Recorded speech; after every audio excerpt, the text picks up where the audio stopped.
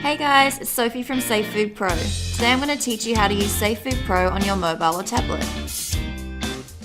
Once you've logged into the app, you'll see this screen. This is your diary checklist and it displays all the forms you need to complete daily, weekly and monthly, which you can navigate through the tabs across the bottom. Let's try filling in a form. I'm going to fill in the daily pest check. Some forms have this handy yellow drop down, which gives you a bit more insight on the question being asked. Now let's complete the form. Make sure you've completed all the required questions to save the form, otherwise you'll save it as a draft.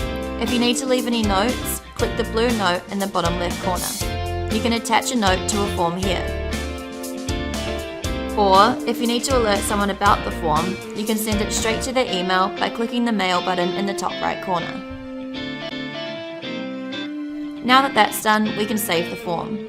Click Save, then select your name from the drop-down. Enter your PIN that your manager or administrator set you up with, and then you're good to go. It's as simple as that. You can see this form is now completed as it has a grey tick next to it. If the form is left as a draft, it will be shown with an orange circle next to it. We can also see now that we have completed 20% of our forms today. Let's dive into the ad hoc forms. If you click the green plus button, you'll find all the forms that haven't been scheduled. Here you'll find forms like your staff sickness form, maintenance forms, and delivery forms. I'm going to fill in a delivery form. Now just fill in the details. This first drop down will give you a list of your suppliers that you would have already set up in your administration console. Now I'm not sure of the details in here, so I'm going to save this form as a draft and come back to it later. Cool, this is great guys, final step. Let's explore the menu by clicking the three lines in the top left corner.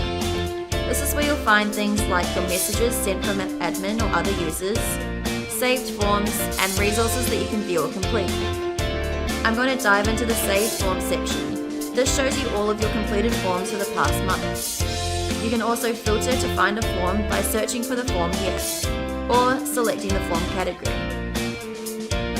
Let's go back to our delivery form now and complete it. Sweet, now we've saved the form. It looks like I must have dropped out of Wi-Fi while I was completing my staff sickness form. This shows that I have one form that I need to upload when I get my connection back. Your form should automatically upload when you have a connection, but if not, you can always click the Wi-Fi button to give it an extra boost. Let's send a message to the admin to let them know that we have a Wi-Fi connection again. Nice guys, now you know how to complete forms and navigate around the app. Thanks guys, have an awesome day.